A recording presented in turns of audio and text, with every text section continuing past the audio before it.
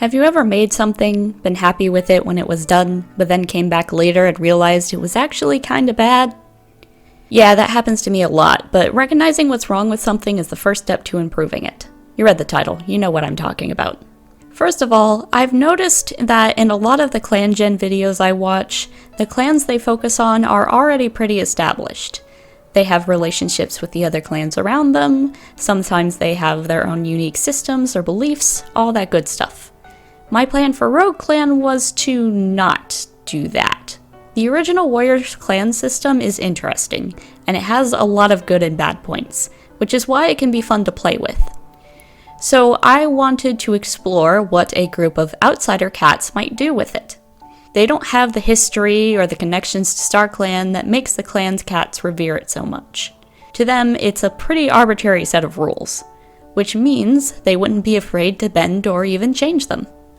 That being said, the other older clans should have established culture, traditions, and beliefs that are unique to each of them.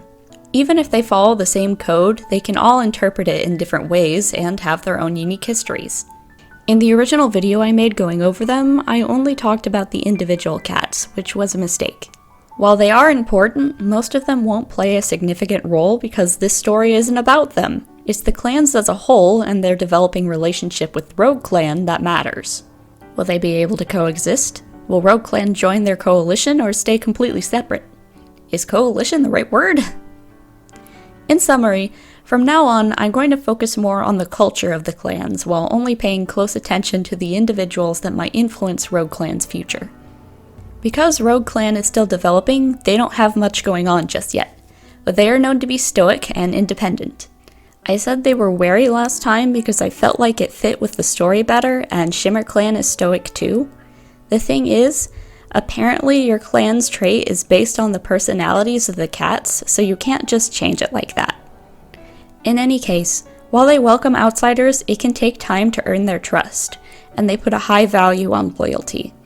They're the most flexible about the laws of the code, and they don't fully trust StarClan. So, Medcats focus on healing and aren't restricted by any special rules because RougeClan doesn't know that the Medcat code exists. The other three clans are all offshoots from HollowClan, which fell apart many seasons ago, but is still important to the clan's culture. HollowClan's camp was repurposed into the Moon Hollow, where the cats can communicate with StarClan. ShimmerClan are stoic and arrogant. One of the things they pride themselves on is being the closest to the Moon Hollow.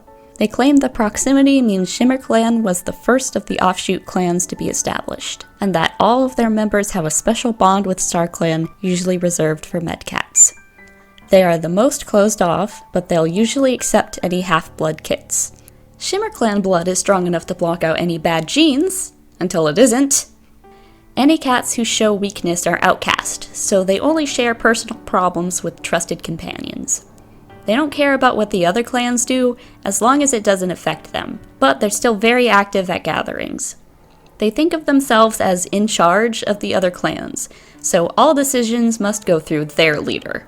They often mediate between the other two clans while keeping them both in check. In my first video about these guys, I mentioned that ShimmerClan took in a litter of kits that belonged to a Spruce Clan queen who died on their territory. I'm going to say that their father is or was a ShimmerClan warrior. Speaking of Spruce Clan, they are cunning and bold. They have a proper warrior culture, valuing both strength and intelligence. Any major disputes between clanmates are solved with a duel. The winner is decided by an impartial referee. This is how Bitterstar and Duskwhisper both got their scars. With the frequent injuries, the Medcats focus more on their duties as healers.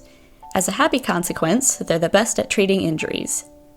All of the clans consider rogues and loners violent brutes or cunning tricksters, but to Spruce Clan that's a good thing. They'll allow outsiders to join them if they can prove themselves through single combat. When interacting with the other clans, they like to throw their weight around. If another cat is being a little too stuck up, it's normal for a Spruce Clan warrior to demand a duel to prove their claims. They're also quick to start fights and even wars, but they're honorable about it. Defeating an opponent who can't put up a fight is pointless, and killing someone is no fun because you won't get the chance to face them again until you join them in StarClan. Finally, Dahlia Clan is proud and strict. Like ShimmerClan, they're pretty close to the Moon Hollow, but they believe they're much closer to StarClan. They follow the code to the letter, and their leader will often chastise the other clans when they don't. The leader and deputy have the same special bond with StarClan that Medcats do, and they're held to very high standards. They believe the fall of HoloClan was planned by some dark force in order to drive a wedge between the clan cats and weaken them. Their ultimate goal is to reunite the three clans and return to their home in the Hollow. They're always trying to subtly push the clans closer to each other, and will jump at the chance to absorb one of them by force if possible. So they don't care about half-clan relationships and aren't happy about Spruce Clan letting rogues and loners join them. However, Dahlia Clan will take in kits and kitty pets.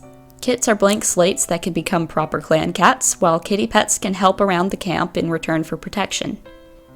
Dahlia Clan is the only clan that fully enforces the rule that medicine cats can't have mates or kits.